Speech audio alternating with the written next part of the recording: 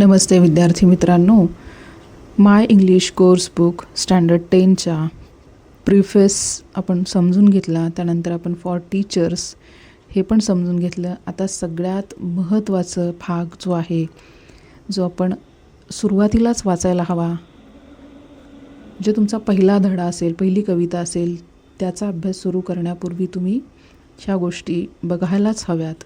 त्यामध्ये सगळ्यात महत्त्वाचा भाग म्हणजे स्टेटमेंट ऑफ कॉम्पिटन्सीज. कॉम्पिटन्सी म्हणजे तुमच्या क्षमता, तुमच्याकडे कुठल्या कुठल्या क्षमता आत्ता ह्या स्टेजला असायला पाहिजेत, तर त्याची एक लिस्ट त्यांनी दिलेली आहे. तर सगळ्यात महत्त्वाचं पहिली आहे लिसनिंग. हे स्टुडंटकडे असणं अपेक्षित आहे, हे स्टुडंटसाठी आहे.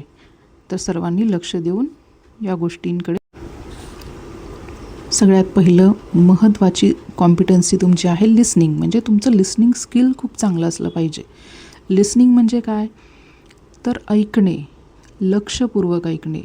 हिअर हा शब्द वेगळा. हिअर म्हणजे कानावर पडलं म्हणून ऐकलं, पण लिसन म्हणजे काय की तुम्ही जाणीवपूर्वक, लक्षपूर्वक एखादी गोष्ट सिन्सिअरली ऐकत आहात.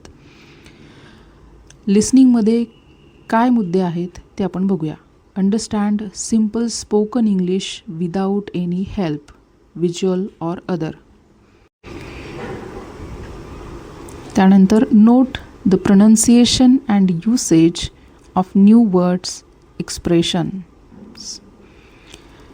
जे न्यू वर्ड्स किंवा एक्सप्रेशन्स आहेत, तर त्यांचे प्रोनाउन्सिएशन काय आहेत, त्याचा उपयोग काय आहे, हे तुम्ही शिकलं पाहिजे. आणि प्रॉपर प्रोनाउन्सिएशनचा अट्टाहास तुम्ही केला पाहिजे वापरण्याचा. त्यासाठी तुम्ही काय केलं पाहिजे, प्रकट वाचन इंग्लिशचं सुद्धा केलं पाहिजे, इवन 10th सुद्धा. Listen attentively to an entire speech, story, poem, programme. एखादं स्पीच असेल इंग्लिशमधलं, किंवा एखादी स्टोरी असेल, एखादी कविता असेल, किंवा एखादा कार्यक्रम असेल, तर तो तुम्ही खूप अटेंटिव्हली ऐकायला पाहिजे. तर स्टेटमेंट ऑफ कॉम्पिटन्सीजमध्ये विद्यार्थ्यांमध्ये कुठले कुठले महत्त्वाचे क्षमता तुमच्यामध्ये असल्या पाहिजेत, तर ते आहे लिसनिंग. लिसनिंग हे खूप सर्वात अत्यंत महत्त्वाची अशी स्किल आहे की जी तुमच्याकडं एक चांगला विद्यार्थी होण्यासाठी किंवा चांगले गुण घेण्यासाठी तुमच्याकडं खूप असणं आवश्यक आहे. तर लिसनिंगमध्ये तुम्ही लक्षपूर्वक ऐकायला लागतं.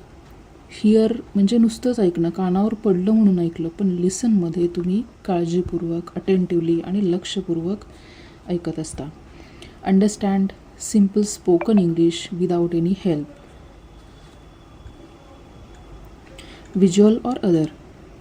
Note the pronunciation and usage of new words expressions. नवीन जे काही शब्द आहेत, तर त्यांचं प्रोनाउन्सिएशन किंवा त्याचं एक्सप्रेशन कसं आहे, ते कसे उच्चार करायचे, तर ते तुम्हाला इथे कळलं पाहिजे. प्रॉपर इंटोनेशन तुम्हाला यामध्ये आलं पाहिजे. उदाहरणार्थ वाव, ओ माय गॉड असे एक्सप्रेशन्स तुम्ही त्या पद्धतीनेच उच्चारले पाहिजेत. Listen attentively to an entire speech, story, poem, programme etcetera. कुठलंही स्पीच किंवा भाषण असेल, एखादी गोष्ट असेल, कविता असेल, किंवा कुठलाही कार्यक्रम असेल, तर तो तुम्ही अटेंटिव्हली म्हणजे लक्षपूर्वक तुम्ही तो ऐकायचा आहे. Predict the next part of a narration, conversation, description and story. Summarise a story, conversation, play, informative speech or debate.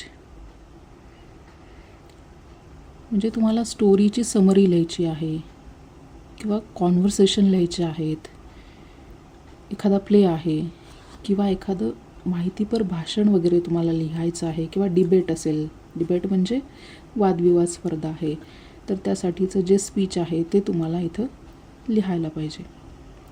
Note different styles of oral presentation. Appreciate and effective presentation. Understand what makes it effective. Think critically about the information being presented. Understand implied meaning. Understand the meaning of a rhetorical question and ironical expressions.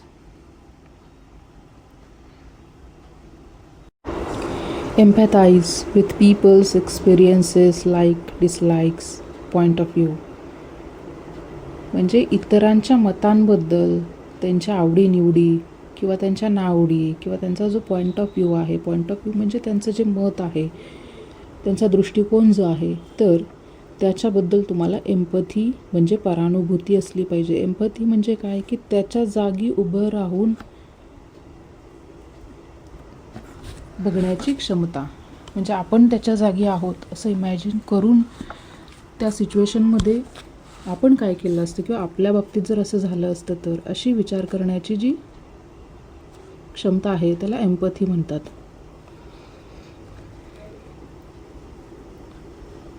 Analyze the content argument being presented.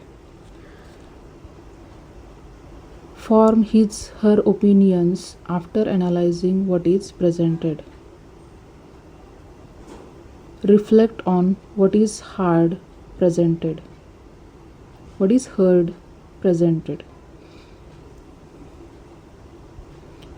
Understand English spoken in different parts of India irrespective of the variations.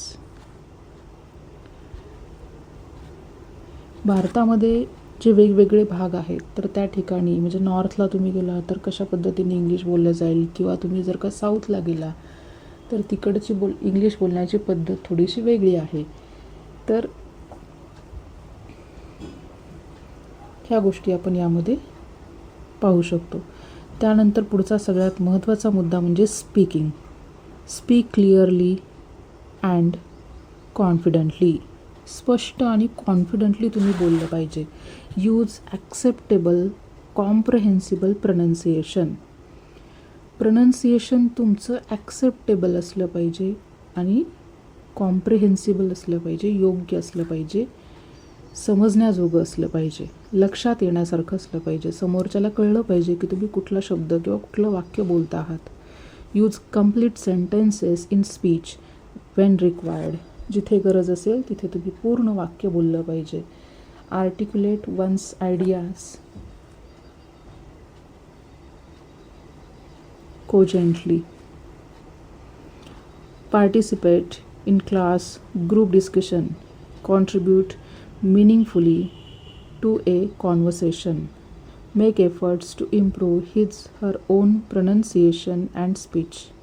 Talk about one's opinions, points of view, and present on argument. Communicate pleasure, appreciation, support politely. Communicate displeasure, disagreement, difference of opinion politely but firmly. Explain a concept, problem, describe things, people, situations, emotions, etc. in minute detail. Choose appropriate vocabulary, expressions in various formal, informal situations. तुमची vocabulary इथे चांगली असायला पाहिजे. Use idiomatic expressions appropriately with ease and confidence.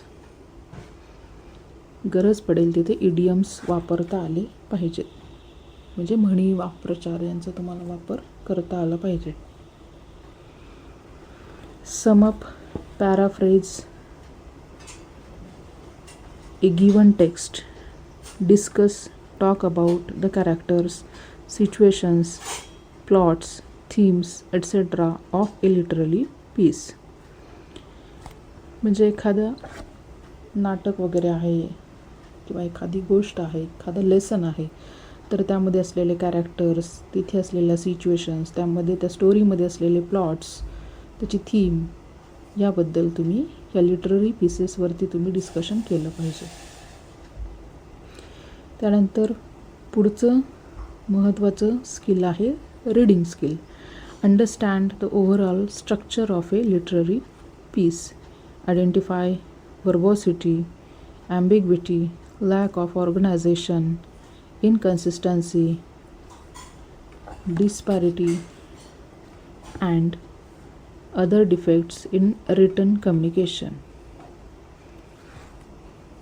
म्हणजे असंदिग्धता नसावी त्यामध्ये. वेल organised, clean, नीट आणि व्यवस्थित योग्य ग्रामर असलेलं तुमचं रीडिंग स्किल असलं पाहिजे. Understand and appreciate use of literary devices, figure of speech etcetera. Understand and appreciate wit and humour and writing. Wit किंवा ह्युमर म्हणजे एखादा विनोद वगैरे असेल तर तो तुम्हाला वाचताना समजला पाहिजे, त्याला तुम्ही अप्रिशिएट केलं पाहिजे. Read literature for pleasure. Literature तुम्ही read literature for pleasure. Relate and evaluate the information against one's previous knowledge and develop further insight. Relate a literary piece of writing to one's own experience. Appreciate precision, clarity, transparency in writing. Read carefully to understand a new concept idea. Read silently and fluently. Learn new words, expressions, and enrich her vocabulary through reading. Learn about other cultures and develop a humanistic, liberal mindset. Develop respect for one's identity as an Indian. Judge, find the authenticity source of a piece of writing. Now let's come to the next point, that is writing. Write correctly, avoiding mistakes in spelling.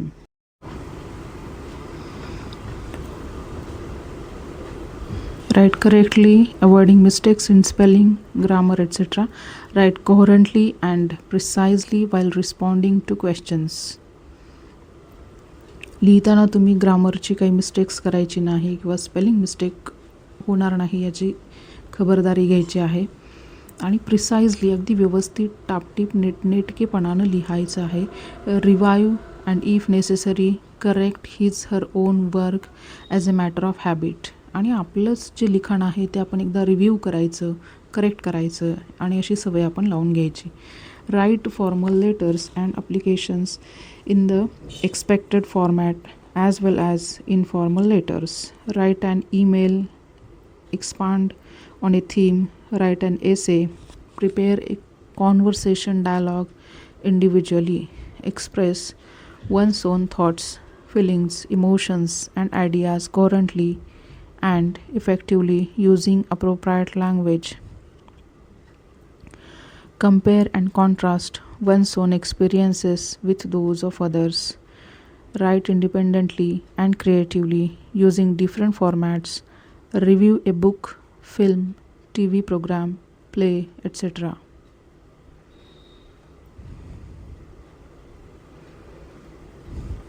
यामध्ये आता तुम्ही बरेचसे dialogue किंवा conversation जे आहे ते तुम्ही individually लिहू शकता किंवा तुमचे जे काही थॉट्स आहेत, इमोशन्स आहेत, आयडियाज आहेत तर त्या योग्य लँग्वेजमध्ये तुम्ही लिहू शकता. किंवा एखाद्याचा जो एक्सपिरियन्स असेल तो लिहू शकता. एखादे बुक रिव्ह्यू आहे, फिल्म रिव्ह्यू आहे किंवा एखादा प्रोग्रामचा, प्लेचा रिव्ह्यू आहे तो तुम्ही लिहू शकता.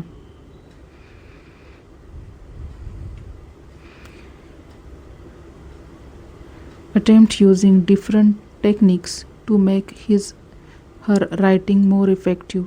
Use quotations, idiomatic expressions, etc. appropriately in writing. जिथे गरज असेल तिथे खूप सुंदर असे काही कोट्स असतात ते तुम्ही वापरू शकता किंवा काही इडियोमॅटिक एक्सप्रेशन्स असतात ते तुम्ही वापरू शकता. उदाहरणार्थ 9वीमध्ये आपण काही मार्क ट्वेनचे खूप सुंदर असे कोट्स बघितलेले आहेत. तर त्यामध्ये एक आहे की hundreds of thousands of geniuses live and die unknown either by themselves or by others. म्हणजे हजारो अशी बुद्धिमान माणसं असतात की जे कुणालाही माहीत नसतं की ते बुद्धिमान आहेत. इवन कधीकधी त्यांना स्वतःलाही माहीत नसतं की आपण बुद्धिमान आहोत किंवा इतर लोकांनाही माहीत नसतं की ते बुद्धिमान आहेत. अशी बरीचशी लोकं येतात आणि जातात. किंवा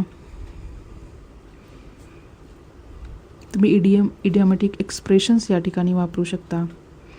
स्टडी स्किल्समध्ये बघा, compile list of useful words, expressions, idioms, definitions, formulas. Prepare compile bilingual glossary. म्हणजे मराठीमध्ये तुम्ही इंग्लिशचे अर्थ लिहू शकता. Make notes of personal reference while listening reading. Remember and recall necessary information and the way it is organised with the help of personal notes. Revise chunks of information mentally. Translate different types of informative text and literary pieces from mother tongue into English and English into mother tongue. म्हणजे काही जे literary pieces आहेत की तुमच्या mother टंगमधून इंग्लिशमध्ये तुम्ही translate करू शकता किंवा व्हाईस वर्सा इंग्लिशमधून तुम्ही मदर टंगमध्ये करू शकता. Translate literary pieces from. Identify and correct, if necessary, the influence of mother tongue on her English. तुमच्या इंग्लिशमध्ये कुठलाही मदर टंग इन्फ्लुएन्स यायला नको, तो करेक्ट केला पाहिजे जर गरजेचा असेल तर. Use reference materials such as different dictionaries, encyclopaedias etcetera effectively. आता mother tongue influence in the sense काही वेळा आपण जसं मराठीमध्ये ते म्हणतो म्हणजे आदरार्थी, किंवा तसं इंग्लिशमध्ये आहो जाहो किंवा आदरार्थी वगैरे असं काही करत नाही. तो माणूस कुणीही असो त्याला ही किंवा शीच म्हणायचं, त्याला दे हे वापरत नाहीत. Use reference materials such as different dictionaries, encyclopedias, etc. effectively. Use resources from other language while speaking, writing in English. Frame probing questions to find additional information, to find precise answers to one's query. Prepare questionnaires so as to compile data in a convenient form. Plan a survey, carry it out, and present the report and finding in short. Present information in a concise, lucid manner and choose appropriate graphics to do so. Paraphrase a word phrase. Use facilities like online applications. Know how to make online payments. Create a blog, etc. Be aware of proper and responsible use of social media. Use the computer, internet for the purpose of translation, transcription. Prepare a presentation with the help of a computer. Appreciate and or critically examine programs, films, etc. available through mass media, internet, etc.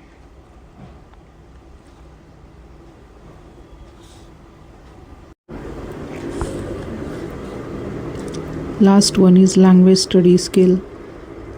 In the years from 6 to 10, the following grammar and vocabulary items will be covered in a graded, step-by-step and age-appropriate manner. They will be introduced and discussed in the context to appropriate passages in the textbook. Also, enough scope will be provided for revision and practice. A list of the items covered in each standard will be given separately in the textbook. It is expected that by the end of standard X or 10th, students should be familiar with these terms, which are commonly used in dictionaries, reference materials, and also in classroom instruction. This knowledge should help the children to correct and improve their own work and also to handle different resources to get their doubts, queries clarified. The alphabet, letter, sound, consonant, vowel, alphabetical order, phonetic symbols, part of speech, nouns, type of nouns, countable, uncountable, singular, plural, irregular, common, proper, concrete, abstract, verbs, men, auxiliary, modal, transitive, intransitive, finite verbs and infinite verbs, gerund, participles, time tense and aspects, singular and plural forms, phrasal verbs, pronouns and their types, adjectives, adverbs, prepositions, conjunctions, interjections, determiners, articles, demonstratives, possessives, quantifiers, numerals, degrees of comparison, positive, comparative, superlative. Sentence structure, type of sentences, statements, positive, negative, commands, questions, exclamations, subject and predicate, subject object, direct, indirect किंवा direct indirect पण काही जण म्हणतात. Complement, adverbial, phrases and clauses, coordination and subordination, simple, compound and complex sentences, subject and verb agreement, person, number, transformation of sentences, forming questions, negatives, voice, reported speech, joining sentences, vocabulary and word building, synonyms, antonyms, homonyms, registers, root word, prefix, suffix, compound words, minor processes of word building, reduplicative, clipping, blends, acronyms, punctuation, full stop, comma, question mark, exclamation mark, hyphen, dash, quotation marks, apostrophe, brackets, colon, semicolon, use of capitals, speech, pronunciation, syllables, stress, intonation, rhyme, rhythm, figure of speech and stylistic devices, simile, metaphor, personification, apostrophe, hyperbole, euphemism, antithesis, irony, pun, onomatopoeia, alliteration, consonants, etc., idiom and proverbs, usage.